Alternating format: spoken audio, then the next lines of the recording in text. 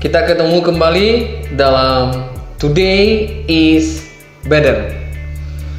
Pada video kali ini, saya mau berbagi kepada Anda mengenai kekuatan maaf. Kata maaf, kata yang sangat sederhana, tapi bagi sebagian orang, bahkan mungkin bagi banyak orang, susah untuk menerapkan maaf ini.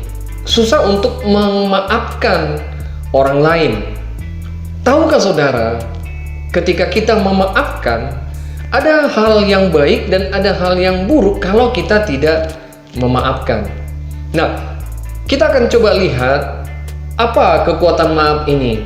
Kalau kita memaafkan, apa dampaknya?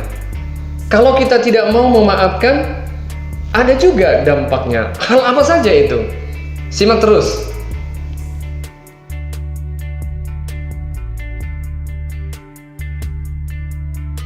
Yang pertama kita bahas kekuatan daripada memaafkan, yaitu yang pertama, kalau kita memaafkan, kita lepas dari yang namanya kebencian. Tahukah saudara, kalau kita sudah membenci, kita bisa saja merencanakan hal yang jahat.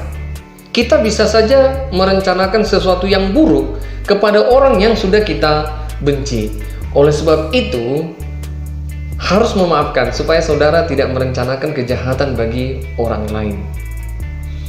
Yang kedua, kalau kita memaafkan, kita memberikan kesempatan buat orang lain atau orang yang bersalah kepada kita untuk mereka berubah jadi pribadi yang lebih baik.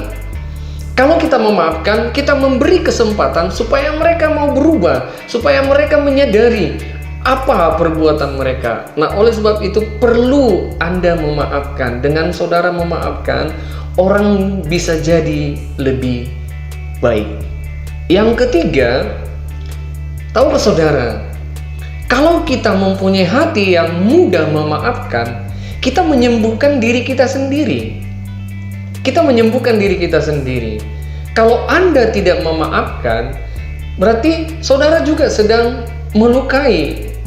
Kalau Anda memaafkan, Anda menyembuhkan diri sendiri. Sebab tidak ada satu orang pun, tidak ada obatnya yang bisa menyembuhkan luka itu kalau bukan Anda sendiri. Nah, kalau kita memaafkan, kita menyembuhkan diri kita sendiri. Oleh sebab itu, maafkanlah orang lain supaya Anda bisa sembuh. Hanya Anda yang bisa menyembuhkan Anda.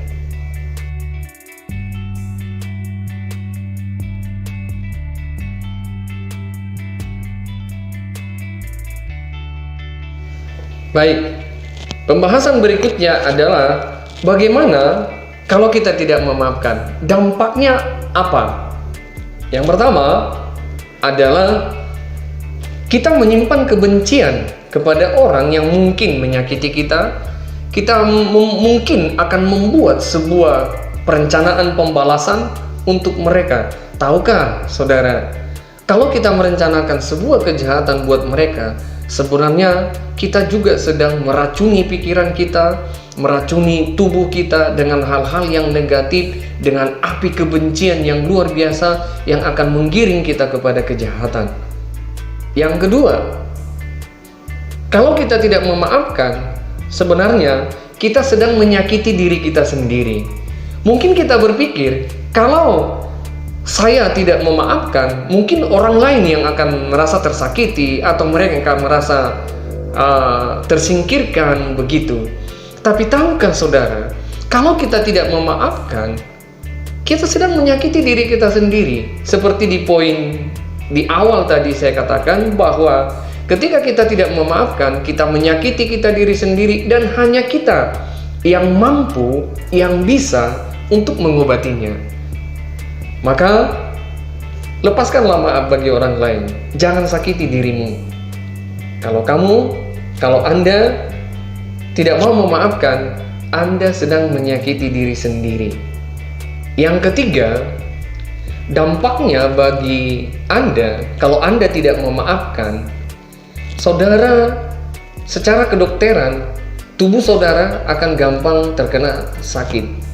Karena hati saudara tidak bersuka cita, hati saudara sudah diselimuti oleh dendam, hati saudara diselimuti oleh kegeraman, kemarahan, dan itu tidak baik buat kesehatan.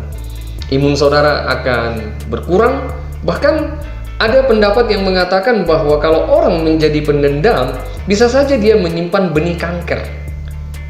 Nah, gawat kan? Nah, oleh sebab itu, lepaskan maaf, jangan menyimpan dendam. Itu kekuatan maaf yang luar biasa. Salam sehat. Kita bertemu kembali nanti dalam Today is Better.